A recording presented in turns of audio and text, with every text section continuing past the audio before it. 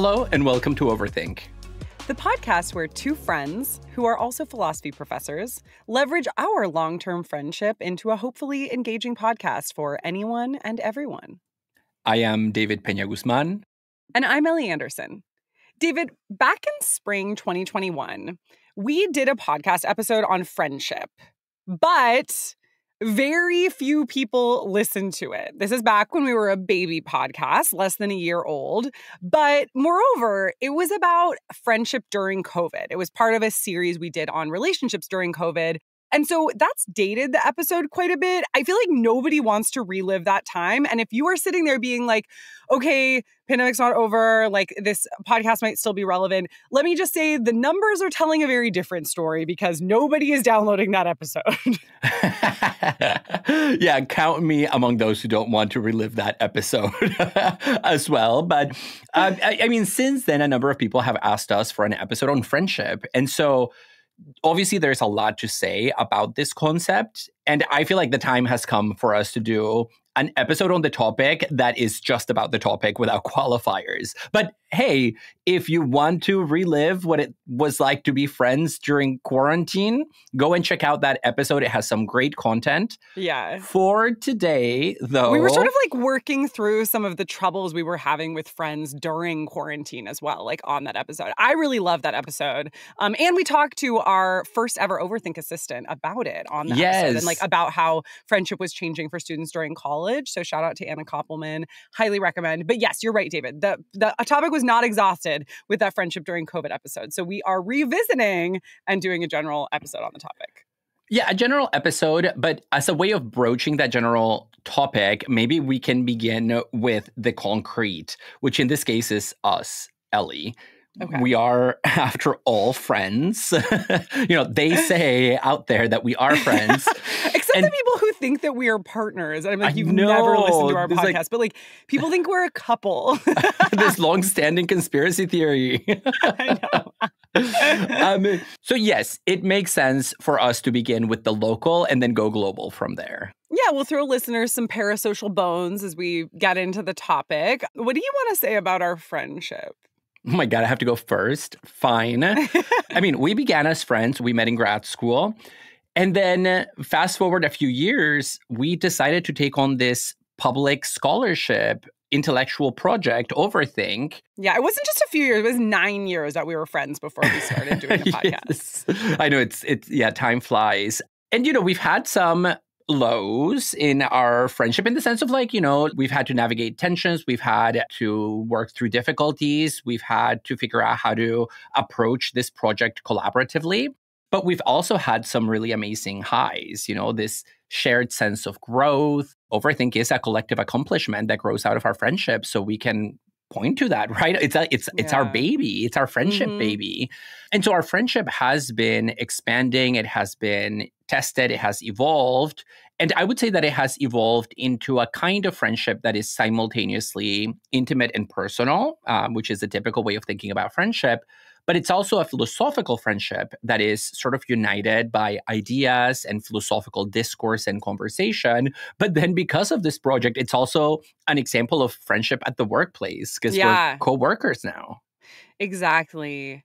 And I feel like the amount of communication that has been required of us by virtue of not only hosting and researching and prepping podcast episodes together, but also of getting the podcast started, of running it, of hiring students, of communicating around promotion, marketing, like all kinds of stuff. Like that level of communication has required a level of interaction and actually honesty that I think is rarely experienced outside of romantic relationships in our day and age, to be honest. And I don't think that that's necessarily a good thing. Like I've definitely commented. No. I don't mean that ever. You're like too much contact. No. What I mean by that is that I've commented in other places that I think our society really vaunts romantic relationships more than it does other kinds of relationships. And I think that's not a good thing. I think we should sort of treat other relationships as just important, if not more important than romantic relationships, and like have a culture that reflects that. But I think because we've worked together so closely and we've had to work out some pretty major differences, we have developed a style of communicating that is like a lot more honest than some of the friendships I'm involved with, which isn't to say that they're dishonest, but it is to say that like it's not so common that you actually tell your friends, like be brutally honest with them about what you think about them and what you think their flaws are. Yeah. Because in most friendships, you can just kind of like take a step back if that happens. Whereas because ours is also a working relationship, like we've had to come out and say what bugs us about the other person in order for things to go on. Yeah, no, you're absolutely right that the only reason we're friends is because of the podcast. Because the show must go on. No, but I would add to that one thing that has saved our friendship and our collaboration, not that we've had catastrophic near relationship ending scenarios, what has really helped us. We've had fights for sure. Oh, we've had fights for sure. And what has always left me feeling confident after those fights is that I think you and I are similar in some ways that are relevant for that. And the two ways in which I think you and I are somewhat similar is that we do not like things to be left unsaid. Yeah. And so we push through whatever tension until we feel like it's all out in the open. And so that's been really helpful, but no kidding about this approaching kind of romantic relationships in that traditional sense, because my partner, especially during COVID, during confinement, he's like, okay, I guess I'm in a throuple now. And Ellie is the third person. And I did not sign up for this. We're just like adding fuel to the conspiracy theory that we're secretly in a throuple or a quadruple. Yeah. David, we've been talking about how this podcasting endeavor has like, I don't know, our relationship as colleagues is not necessarily separate from our relationship as friends, but some of the times that I've really valued in the past few years since we started the podcast have also been the times when we're able to just relate as friends. Like we've definitely had times where we're like, let's hang out and let's actually not even talk about the podcast because we've done enough of that. And I remember the first time that I saw you in person after quarantine. Yes, I remember this too. Yeah, it was like probably almost a year since it was about a year since we had started the podcast. We'd been meeting like at least weekly on Zoom and recording a ton. And to actually see each other in person and give you a hug, like we both just started crying. And I think that was like in part because we were reminded of a different facet of our relationship that wasn't so work focused. It was like, you are a physical body that I have like gone dancing with, gone like shopping with, like gone to parties with. I don't know. We've done more things. List all the activities that our bodies have been able to do due to their materiality. I know. But just like that physical proximity, I think reminded us of some of the like more clearly friend-oriented aspects of our relationship than meeting on Zoom, which is like very work-coded. I know. And it's funny because whenever I talk to people about Overthink, or whenever people talk to me about Overthink, they're like, oh, you guys have such a good dynamic on air. It sounds as if you guys really are friends. And I'm like, well, we are friends. Like what? Like we've known each other for a long time and we care deeply about one another. And so I'm happy that translates onto this podcast. But it is also the case that we have this other version of ourselves that is in the past, but traces of which certainly continue, right? Like we still go thrifting, we still go dancing, we still do material things IRL. And most importantly, I would say we also do those things with other friends too, because we exist within a network of friends, which honestly can be helpful sometimes too if we're really annoyed with each other. It's like, David did this, and we've talked in our gossip episode about how we think that gossip can be pro-social. And so it's not like a backbiting style of gossip. It's more just like, I feel like it's helpful to exist within a network of friends where people know both of us too. And so they can kind of commiserate about like times that we're finding each other a little bit challenging and so suggest like strategies. You've been talking shit behind my back.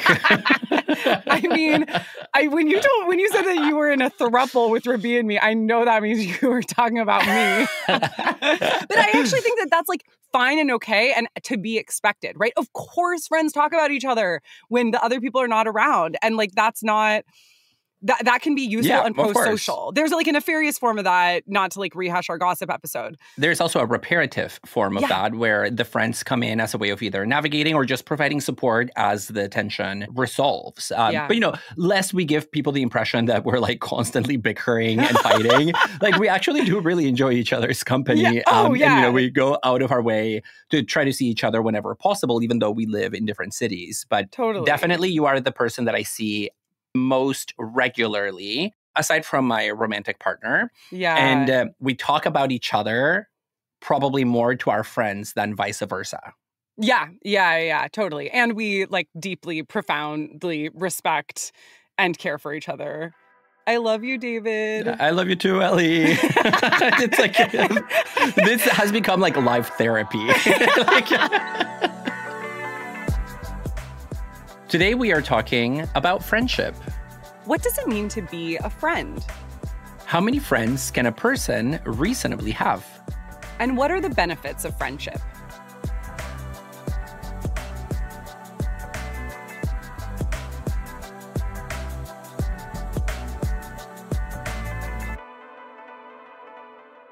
I teach a class on love and friendship frequently, and one thing I hear a lot from my students is that they feel frustrated by the lack of social scripts that our society has around friendship. So, like, romantic love and sex have a gazillion scripts associated with them, whether through movies, songs, reality TV shows, novels, but there's relatively little by contrast about friendship. And this indicates that our society undervalues friendship relative to romantic love. One consequence of this, and that's not to say there aren't like any depictions of friendship in our media, but of course, like compared to love and sex, very, very little. And one consequence is that people often don't know how to be good friends because there is a lack of a script around how to be a friend. And I feel this myself, to be honest. Yeah, I feel it in you. I don't think you know how to be a good friend.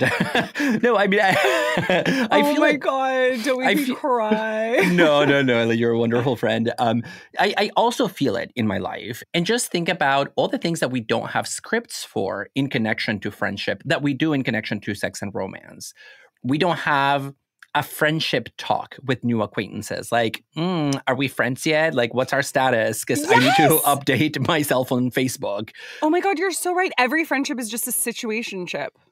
Yes, where it's just ambiguous and without contours.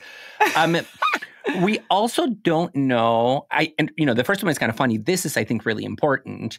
We don't know what we're entitled to demand from our friends, rather than just like maybe hope that they will do. Can I expect to be prioritized over another friend or over family or over a loved one? Who knows? And we also don't have a sense of what warrants breaking off a friendship. In romance, it might be cheating and lying. But with friendship, it's really more nebulous. It's very hard to tell when I should break it off. Yeah. And different people might have really different conceptions of that, which is similar to this idea that they might have really different conceptions of what they're entitled to demand. And even when it comes to defining whether somebody is a friend, like questions emerge there too, right? Am I friends with somebody if I like all of their Instagram posts and occasionally DM them, but barely see them in person, even though we live only one neighborhood over? What about catching up with my friends from far away? Like a lot of my best friends don't live in the same city. And I often wonder, am I not doing enough to stay in touch with them because I'm not like really a big texter or phone talker? How important is catching up with a friend relative to just hanging out with them? Like there's been some recent work on how just hanging out with friends has become a sort of lost art as we've retreated more into our homes and started spending less time with friends than in the past. And so then every friend hang becomes an opportunity to catch up and you like hit the main points of relationship, career, family, etc. And that can get a little bit dull. Yeah, and so all of these are reasons to think more systematically and rigorously about friendship. What is friendship? Of course, we can say at a very basic level that friendship is a kind of loving relationship. But there are many relationships that are rooted in care and love for another person, right? Like parent-child, lover-lover, so on and so forth. So what makes friendship unique? What does it mean to be a friend? One theory, promoted by the philosopher Lawrence Thomas, is that friendship's main ingredient is mutual self-disclosure. So this is what is known as the secrets view or the secrets theory of friendship, where to be a friend is to share and receive secrets that are not shared with anybody else. And so it's a combo, I would say, of self-vulnerabilization through the sharing of secrets, plus putting trust in the other person that they won't divulge them in a way that will be harmful to you. David, knowing what we know about relative levels of self-disclosure between men and women and among men and women, do you think that according to this view, there would be many men who actually have friends? I don't think there would be men who can be friends. Oh my God. Forget about having friends. No, I think that's a real question, right? If because men don't share secrets. It's like a fucking battle, even in like sexual and romantic dating situations. Oh yeah, I mean, there's a lot of empirical research on this that like women have much higher levels of self-disclosure than men do. And it's like, I'm wondering whether that can link up with what we know about the loneliness epidemic among men. And this idea that men often are bonding what's known as shoulder to shoulder, like doing a shared activity together, as opposed to face-to-face relationships, which women tend to do. And so I would say, like, maybe rather than like concluding that men don't have friends, we can say like, if on Thomas's view, men don't share secrets. Yeah. Then like maybe it's Thomas's definition of friendship that is the problem, right? Because it seems obvious that like a lot of men do have friends, even if we say, you know, there is like sort of a loneliness epidemic among all people and especially among men. Yeah, maybe like this idea of sharing secrets as being essential to friendship that Thomas mentions is not like really a good way to define friendship. Maybe, but in defense of Thomas, I think he could respond by saying, well, the reason that there is a loneliness epidemic among men is because they have shallow, fake friendships because they're unwilling to put themselves on the line through this self-vulnerabilization that allows the formation of an intimate bond and that enables mutual self-disclosure. Because there's a lot of, I speak here really as a man. I've had male friendships, especially when I was younger, where it's like, we don't really know much about each other, but we are what we got. So I guess let's keep going.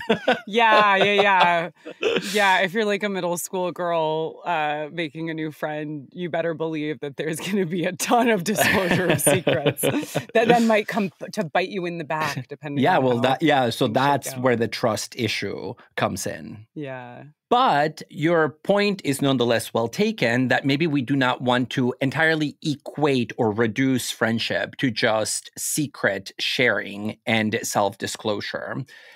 And by now, I would say that most people who work on friendship accept that the secrets can be part of our understanding of friendship, but it's not sufficient to really account for the full gamut of all of its expressions. And one concern about the secrets view is that it's a largely negative conception of what it means to be a friend, right? I am your friend, Ellie, only because I won't do something bad to you, namely violate your trust by divulging your secrets, right? Like that's what it means to be a friend. It's like keeping other people's secrets without revealing them to the public.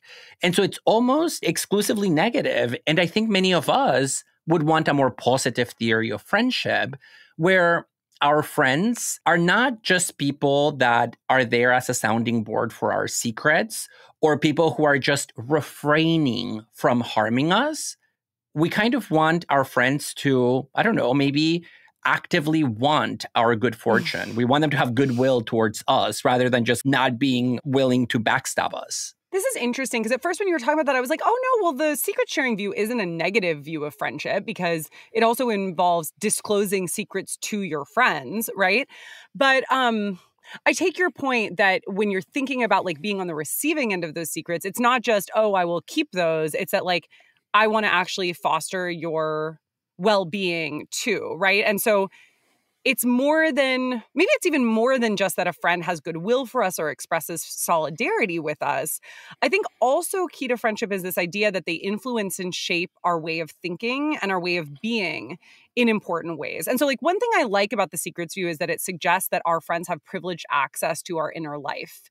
It's just that I think that access maybe is about more than secrets. It's about shaping who we are, shaping our desires, shaping our interests. And so When I think about my closest friends, there's a kind of affinity, or what in the literature might be called even a unity or a psychological identification that explains why we keep coming back to one another. For instance, I want my friends to appreciate my sense of humor, appreciate and even share some of my interests, hold me accountable and push me to be a better person. And that all goes beyond secret sharing and keeping. I agree. It goes beyond that. And this view is expressed by the philosopher Elijah Milgram, who wrote an essay on Aristotle's theory of friendship where he makes similar points. Now, in the Nichomachean Ethics, Aristotle describes friends as mirrors of ourselves. And Milgram picks up on this turn of phrase and argues that there is a powerful truth in it insofar as the bond that exists between me and my friends is so deep and psychological that in a sense, we co-create one another in the context of our friendship.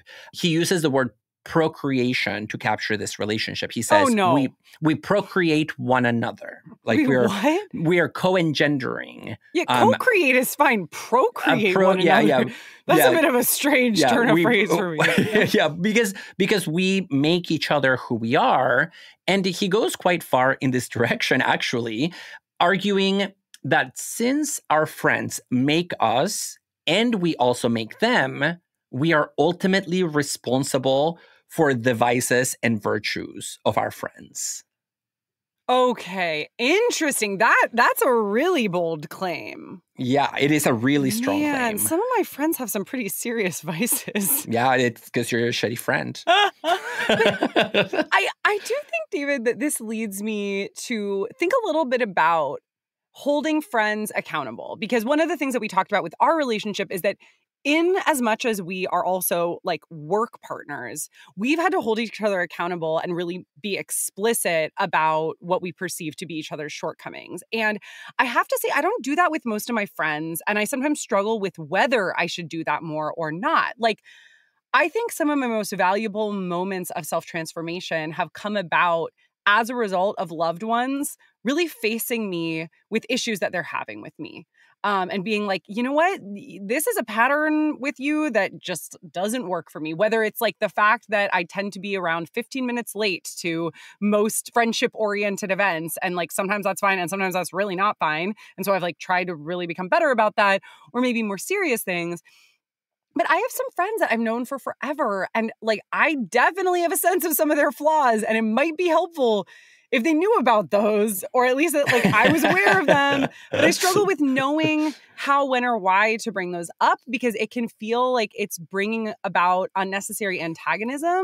And it can also sometimes feel inappropriate. Like, of course, I think there's a fear. I don't know if this is probably way more even the case on male and male friendships, but I think there's a fear for me with both my friendships with other women and friendships with men that sometimes if I like face somebody with like, hey, you did this thing and it really made me feel bad, they might be like, oh, why are you treating me like I'm your boyfriend or like your partner? You know, I think there's a way that we feel so comfortable talking to romantic partners about what we think their shortcomings are, but there's often like a cone of silence around that for friends. Yes. And yeah, I just find that challenging in my own relationships. No, I think that is really difficult to hold friends accountable because it's seen almost as being in tension with the very spirit of friendship, right? Which is maintaining good spirits and a positive relationship. I would say that one example that I had of that was extremely destabilizing, and I thought about it for a very long time, was the case of talking to a friend about their drinking problem. I just didn't know if I should. I knew that they probably did not agree with me, and it really required a lot of soul searching. Yeah. And once that discussion did take place, it changed our friendship, in this case for the better. But I can imagine a scenario in which it would have gone the diametrically opposed way. Yeah. So there's always this question of, if I hold the friendship accountable to norms that seem extrinsic to friendship, will it break the friendship itself? Totally. Yeah, I mean, this is one of the damaging things about not having social scripts about friendship, is that it enables people to be like, you did a weird thing. Like, why are you holding me accountable? That's creepy. Like, it can seem creepy. And of course, I do think sometimes people do expect too much of their friends and can act creepy towards their friends. So I'm not denying that that can be the case. But it's just like, I think the lack of social scripts around friendship makes it really easy to accuse friends when they do something that makes us uncomfortable, especially when it like comes to our own shortcomings, to accuse them of like, well, I'm just your friend. Like, I'm not more than that. I don't know what you're thinking. But I want to know in this case, David, what do you attribute the success of that conversation? Like you said, it went well and it changed a friendship for the better. Why, in your view, is that? So I do think part of it has to do with the personality of the friend in question. He took the criticism on the nose, and I began it with a lot of caveats about the talk we were about to have. I began it by saying, look, I'm really torn about this. I am very afraid that it will hurt our friendship. I want you to know that my priority is you. So I did a lot of cushioning. And so I ended up just sharing with them that I had these concerns and whether they shared them. And that led to an opening up that then became the basis for further discussion about the topic and ultimately a change in that person's behavior. That was good for them above all. And so I think that that is an important point, this issue about the lack of social scripts in friendship. But I still do really like the Milgram. Okay, procreation is maybe not the right term. Co-creation, captures the same idea. And I wouldn't go as far as to say that we are responsible morally for each other's failures or vices, but maybe we are implicated, I would say, because in a lot of friendships, because we tend to shy away from those difficult conversations, we end up becoming enablers.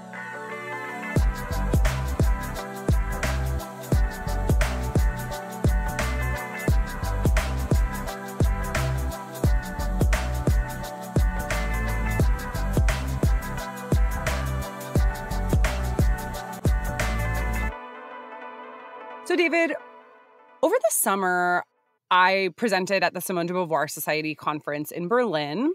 I often present at this conference. And yeah, I mean, one thing that I don't do so often, but I did do in this case because I was like deep in writing for my book, is that I wrote my conference paper kind of last minute based on teaching notes.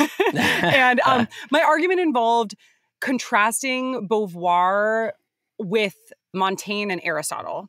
And because I was writing this kind of last minute, I know the Beauvoir kind of like the back of my hand, but Montaigne and Aristotle are less areas of specialization for me. So I was drawing on the teaching notes that I have for Montaigne and Aristotle. And I said something about Aristotle that an actual scholar of ancient philosophy came up to me during the conference and was like, yeah, that wasn't right. Like that was like false, like straight up, that's not true. Or like, I disagree with the interpretation. Yeah, so it was incorrect, but it wasn't like I had made it up out of nowhere. It was that because I was drawing from my teaching notes, I ended up extrapolating from one point in Aristotle's text that he elsewhere sort of qualifies, and taken in context, it's clear that my interpretation was pretty much wrong. So talk about being held accountable and finding yourself in a situation of discomfort. And you're like, we're not friends. Don't come talk to me about my Aristotle references. But I really appreciate it. And this was, I actually communicated with this scholar a bit afterward. And this scholar, or budding scholar, because she's a PhD student at Yale, is named Angela Yo. And Angela told me that basically I had misinterpreted how many friends Aristotle thinks we can have. Because my view was that Aristotle thinks we can only have one complete friend. Whereas she said the situation's actually kind of more complicated than that, a lot more complicated. And most scholars take it for granted that Aristotle does think we can have more than one complete friend, although we can't have infinite friends. Wait, and so does he say how many friends you can have? Does he give a range? Is it like MySpace top 8? Okay, yeah, I don't know about that. Although it does seem like MySpace's choice of 8 friends was like potentially philosophically rich, but certainly some friends. So some number more than one, but less than many. But I realized as I was thinking about this, and part of why I'm glad that Angela mentioned this to me is because like I, as a scholar, want to be precise and accurate. Luckily, this was a conference paper. It's something that would have been caught before publication. But I realized that my assumption that Aristotle was saying that we could have only one complete friend, and I won't get into like the textual reasons that I thought that. I thought we might do that, but I'm realizing that's like not going to be so interesting. I will just say that I think I was overlaying Montaigne, Renaissance philosopher who has a very famous essay of friendship that is influenced by Aristotle, onto Aristotle himself, because Montaigne does come out in his essay of friendship as a monogamist about friendship, to the point that many people think he actually was in love with his best friend, Étienne de La Boétie. Yeah, I mean, even though some say homosexuality wasn't developed until quite recently, 1870, according to Foucault, to be exact, the queers, we do love claiming Montaigne as one of our own, him and La Boétie and their illicit philosophical queer love affair. Yeah, and like we have no way of knowing what their actual relationship was, but I actually think the tendency to assume that an intimate male friendship was sexual and or romantic speaks way more to how we don't take friendship seriously than it does to this idea that an intimate male friendship would have had to be sexual and or romantic, right? Wrong, they were homos. Period. Well, it's like my students always are like, oh my gosh, were they, you know? And I quote, you know. No, my students are way more comfortable talking about queerness than that suggests. But I think it just like, who knows? I mean, that's a question for the historian. But I just think, yeah, our imaginary about friendship is so closed off that the idea that Montaigne could say what he does about La Boétie, which is like a sort of two become one model of we're so intimate that we were one, like that is only intelligible in our current discourse, in the discourse of romantic love. Yeah, in a world where men don't share secrets and don't talk about their intimate lives with one another, it's almost as if the very act of secret sharing has been feminized to such a degree that it either renders you a woman or a queer in the eyes of our culture, right? Like, men don't air their dirty laundry because of this stoic image that we have to cultivate and protect at all costs. Yeah, and I think one of the few places where we see this idea that friendship is really valuable is in the frequent phrase, like, that you're like, my wife is my best friend and stuff like that. I don't know. That doesn't actually seem to subvert the idea that romantic love is the most valued kind of love. It just like weirdly coexists with it. No, it's always like, and she's also, or he's also my best friend. But if the fact that they're not interchangeable, right? Like you would never say like, oh, she's my best friend and she also happens to be my wife, right? Like the wife is always first. It's never friend that is first. Yes, that is so true. As though like being a friend is an optional added extra bonus. And if somebody said like my wife is my best friend and my best friend only, then people would be really suspicious. And my best friend, oh yeah. It would be like, oh my God, that's so sad. Like their relationship is platonic. Marital deathbed. Yes, exactly. No, that's right. Oh, their relationship is Aristotelian. No. And this also makes me think about an article that I read a couple of years ago. I cannot remember where, but it was about these women who are all friends and who basically decided to let go of the idea of looking for a man. And they decided to buy a home together and live together as friend partners for the rest of their lives. And so I think that actually subverts the model a little bit more. When friends start doing things together, like buying a home together, that are typically reserved for romantic partners. That's a case where friendship does come first and is the organizing principle. Yeah, but then everybody's like, well, you know what they're secretly doing? Fucking. Oh my God, they're the feminine version of Montaigne and La Boétie times 5. Yeah. Okay, wait, let's talk a little bit about Montaigne's view of friendship and like why I consider him a monogamist about friendship. In his essay of Friendship, which was written between 1572 and 1580, he describes his friendship with Étienne de La Boétie, who has died. And David, you and I actually did a YouTube video talking about this essay of Montaigne's a while back. I feel like we've started talking about our YouTube channel a little bit more recently on the podcast. I hope it's not irritating people. We have started to do more content there together, although like the podcast is our real baby and our real passion. But Montaigne writes in the essay that his friendship is characterized by an enjoyable harmony of wills and a loss of any sense of ownership. They share everything in this relationship to the extent that even their selves merged. And this made the relationship really incomparable to any other kind of relationship in their lives. And central to their friendship is actually this really interesting idea that they did not explicitly lay out boundaries or needs. He says, in this noble relationship, services and benefits do not even deserve to be taken into account. The reason for this is the complete fusion of our wills. For instance, like Montaigne and La Boétie are not concerned with an even division of labor or like I'm doing a paper exchange with one of my good friends right now. And I'm like, you should only spend the same amount of time reading my work as I'm spending reading yours. Like for La Boétie and Montaigne, that kind of question just didn't even emerge because their wills were so fused. And this harmonious relationship, he said, actually bound all aspects of themselves. And I think that Montaigne's account here is really interesting because it reveals an investment in the singularity of the friend, and it suggests that this singularity can be honored only because there are no comparable relationships to it. And Montaigne suggests that this is important, practically speaking, because he asks us to imagine if two friends called for help at the same time. In such a case, which friend would you run to? You really have to prioritize one friend over the other in such a case. And so friendship cannot be complete for two people. Yeah, and so here we start seeing all the reasons why he is a monogamist, as you said, right? There is the fusion of wills, and there is also the prioritization of one over the many. And the idea that there are pressures on our time and energy would suggest that we ultimately have to identify the one who will be our Étienne de La Boétie, if we are Montaigne. Although this raises a question about the viability of this understanding, because it just seems as if Montaigne is inverting what is now common in our culture. So he is putting friendship rather than marriage or romantic love in that highest pedestal and saying that sort of everything else is subordinate to it.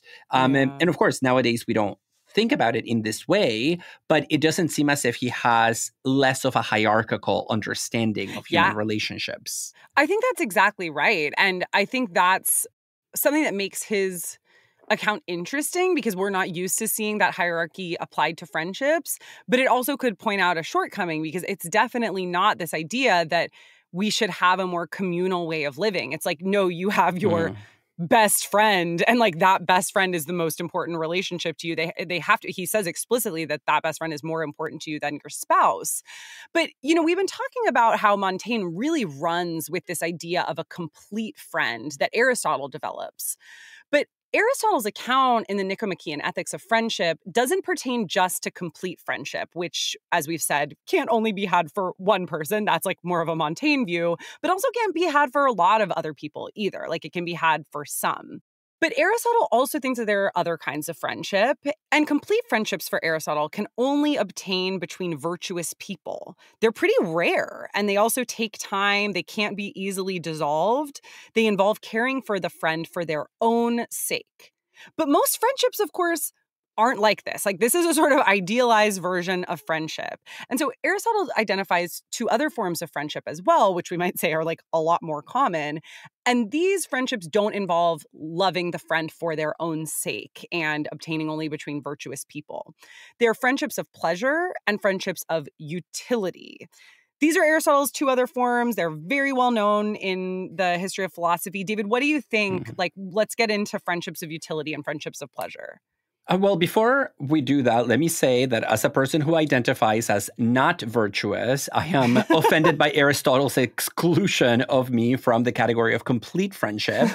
Like, I don't really know anybody who can be a complete friend on this account, to be honest. Yeah. But either way, it's clear that I do have friendships of pleasure and utility. Maybe pleasure and utility only, if I really am as non-virtuous as I brag about being.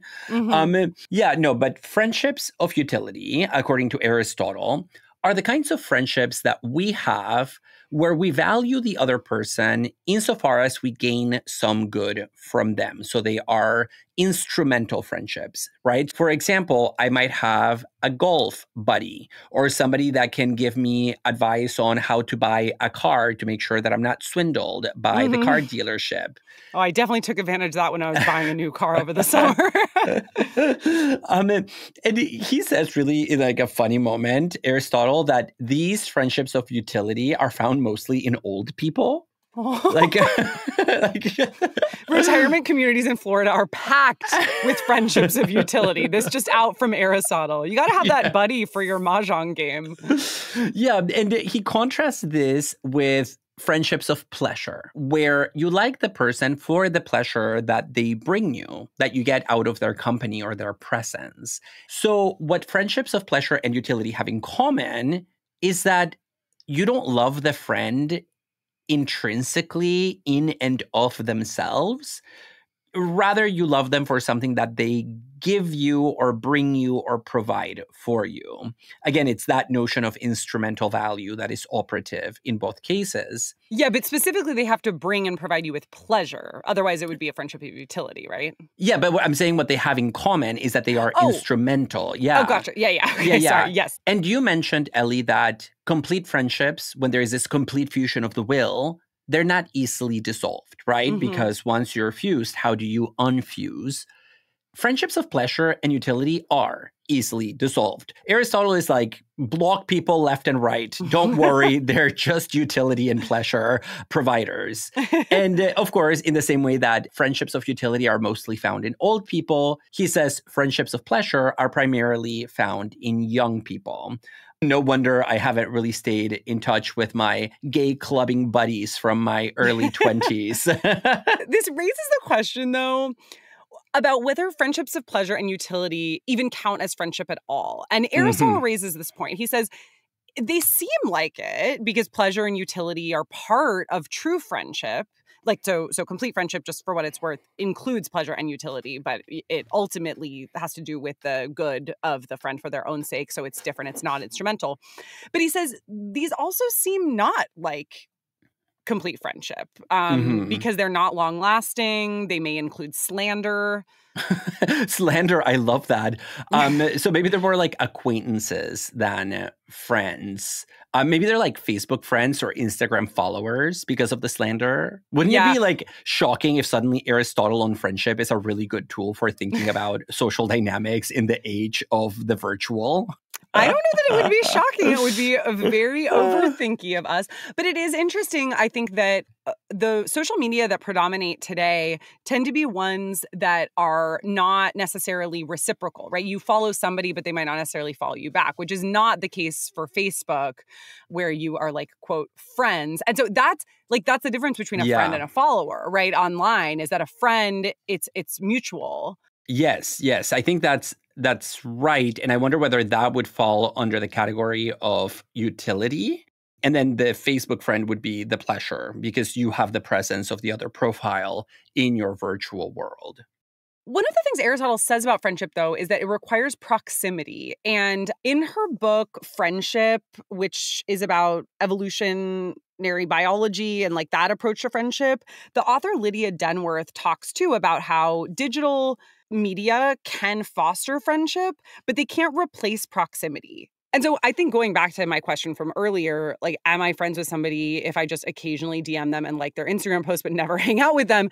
The answer to that is likely no. And I do even feel like for my friends who live far away, it is important for the upkeep of our relationship that we do see each other periodically. And Denworth talks about how there are metaphors of spatial proximity that show up in a number of different cultures. And so, for instance, in Bangladesh, there is the phenomenon of thick friends, or in Mongolia, they speak of, quote, inside friends.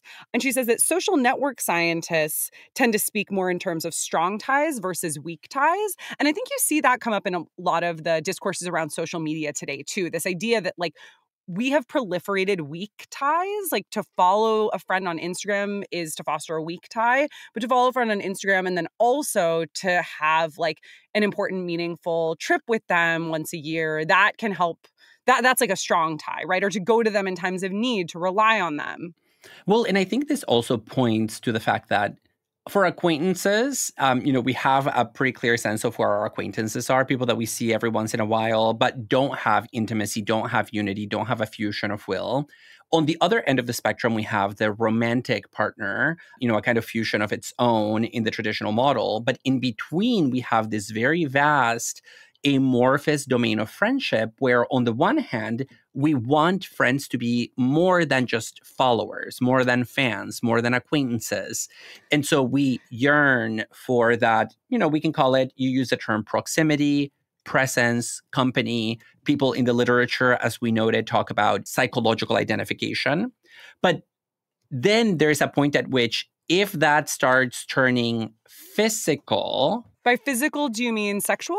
I do mean sexual. And one of the reasons for that is because some philosophers have argued that one of the fundamental differences between romance and friendship is that in romance, there is a yearning for physical union.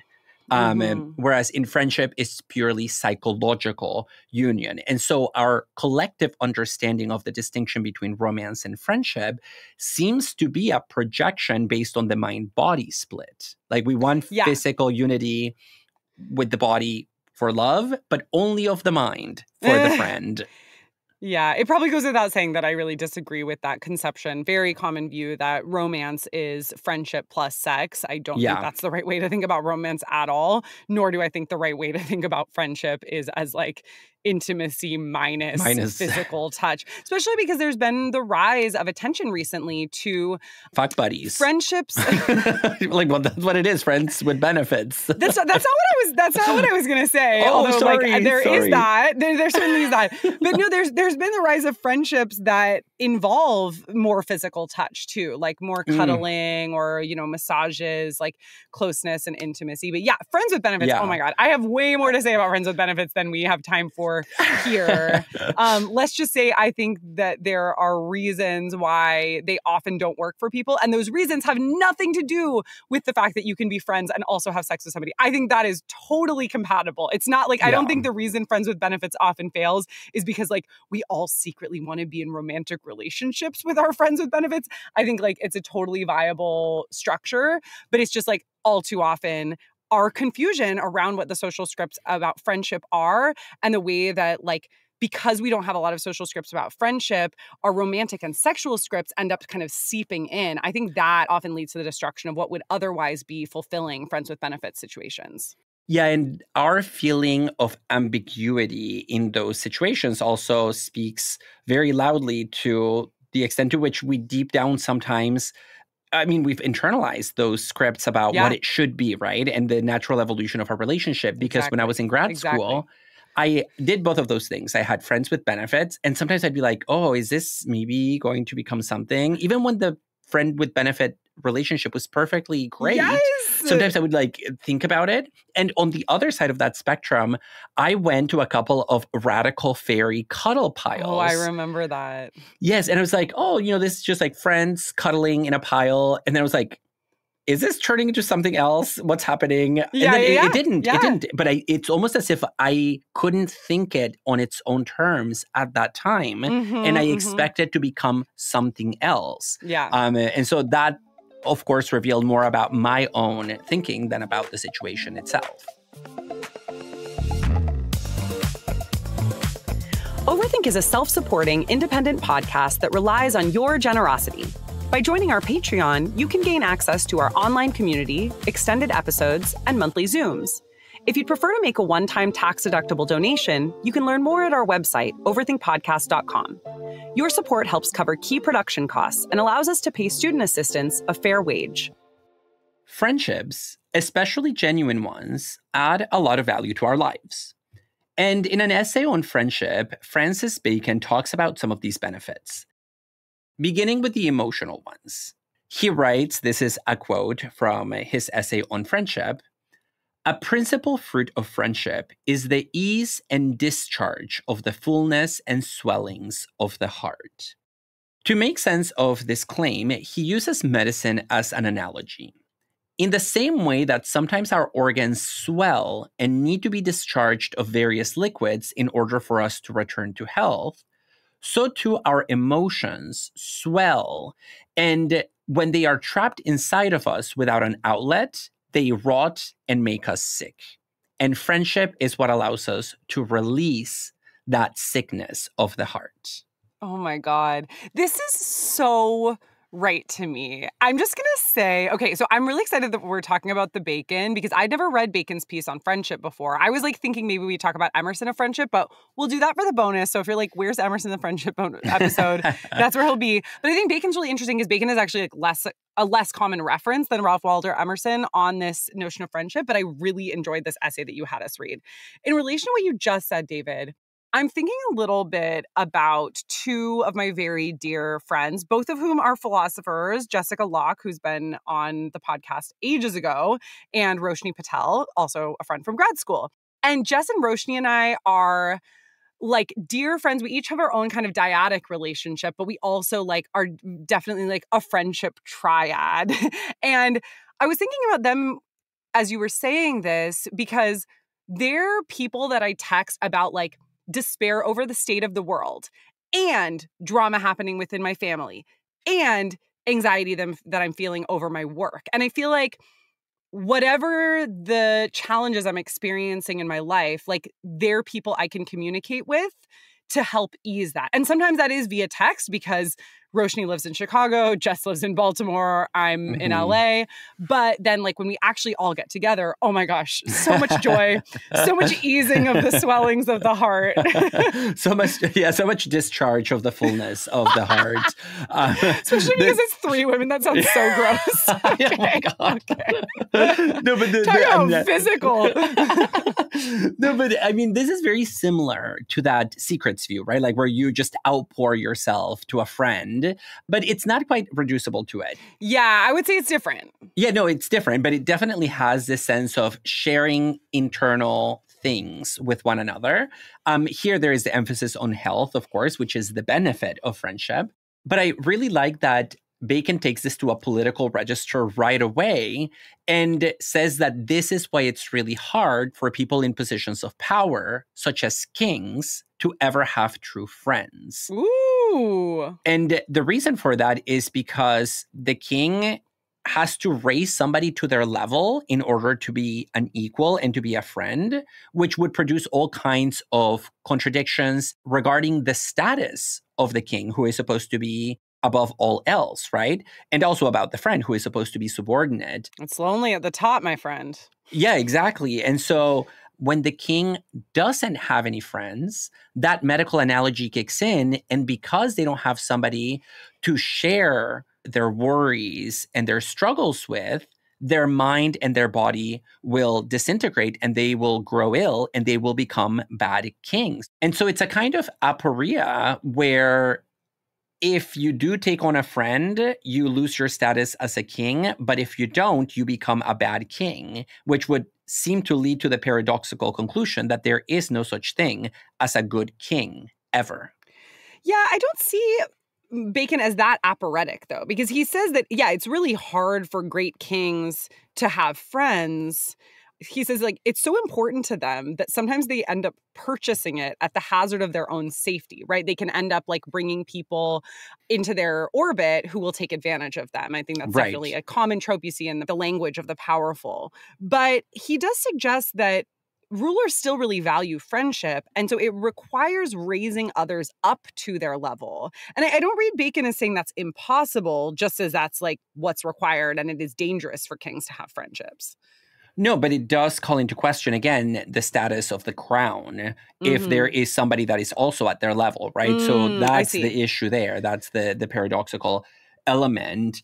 I don't have a very smart thing to say about this, but he mentions that friends, this sharing of secrets or discharging of the hearts, the Romans called friends participes curarum, which means those with whom you share your sorrow. And I just thought that was so beautiful. Yeah. As partners in sadness, really. Yeah. It's interesting because I'm thinking a little bit about how in the Denworth book, she talks about how there's a real precipitous drop-off for people in their 30s with respect to how much time they spend with their friends. And I think you could have an Aristotelian take on that, which is that, like, yeah, when you're in your 20s, you have a lot of friendships of pleasure. And so you're hanging out with them a lot, et cetera. And then in your 30s, you sort of have a drop off. You have fewer friends, but the friendships that you do have are deeper. And I'm not really sure about that latter point, but I do think it's striking me as somebody in my 30s that, like, many of us are having a lot more sorrows than we did in our 20s. And this is a time when we really need to especially be leaning on friends. I also want to mention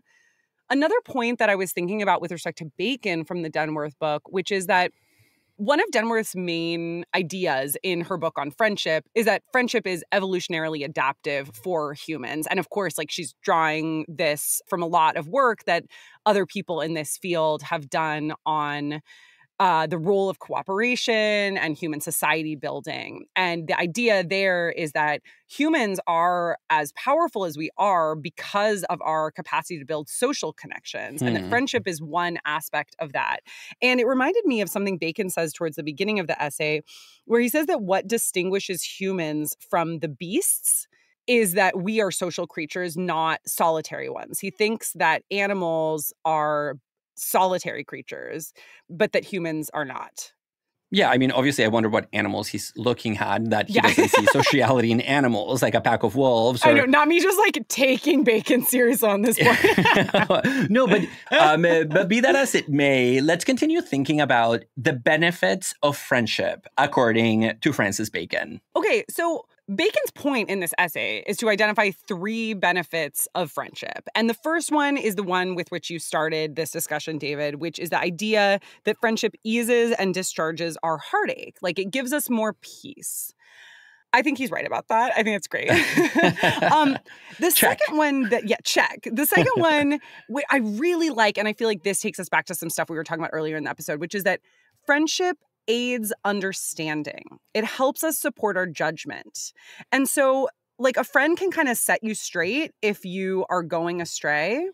And if you're feeling confused, the friend can help shed light on your situation. So he says that first fruit of friendship is really more about the affections, and the second fruit of friendship is about the understanding.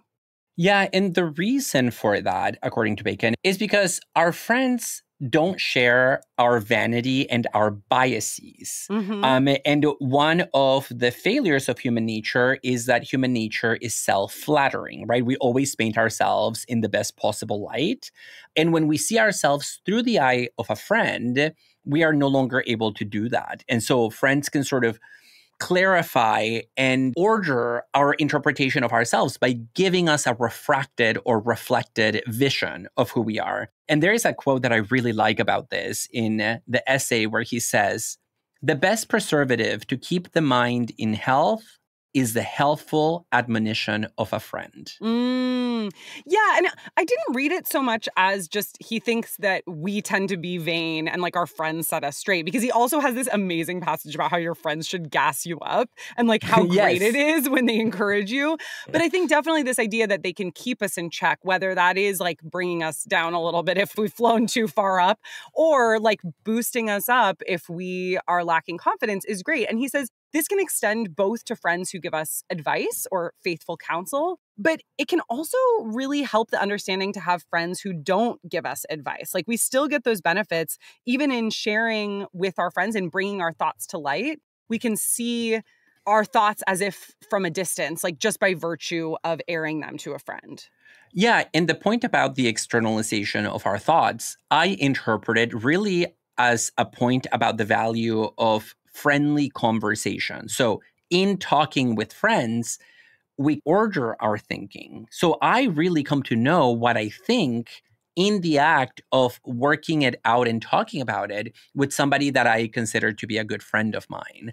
And so it's almost as if the friend becomes an extended part of my mind that I require in order to really break up and organize my thinking. Yeah, exactly. And then we have the third fruit of friendship, which we're rapidly approaching the end of our episode, David, so I'm going to say quickly. But this is that the friend aids you in actions and occasions. They take part in actions and occasions. Like they're the ones who are going to throw a bridal shower for you, come to your bachelorette party. Sorry, these are like extremely marriage normative examples, although that is kind of what our culture gives us, right? But or they're like going to be at your graduation cheering you on. Yeah, and I think this can take two forms for Bacon. One is that friends will help carry out our projects, but it also takes the form of your friends extolling your virtues for you, especially in cases where you can't or don't feel comfortable doing it on your own. So maybe at least from Bacon's three fruits of friendship and our previous discussions of other philosophers, we can have a little bit more scaffolding, if not a full script, of what a good friendship might look like. We hope you enjoyed today's episode. Please consider joining our Overthink community on Patreon for bonus content, Zoom meetings, and more. And thanks to those of you who already do. To connect with us, find episode transcripts, and make one-time tax-deductible donations, please check out our website, overthinkpodcast.com. We also have a thriving YouTube channel, as well as TikTok, Instagram, and Twitter accounts at overthink_pod. We want to thank our audio editor, Aaron Morgan, our production assistant, Emilio Esquivel Marquez, and Samuel P.K. Smith for the original music. And to our listeners, thanks so much for overthinking with us.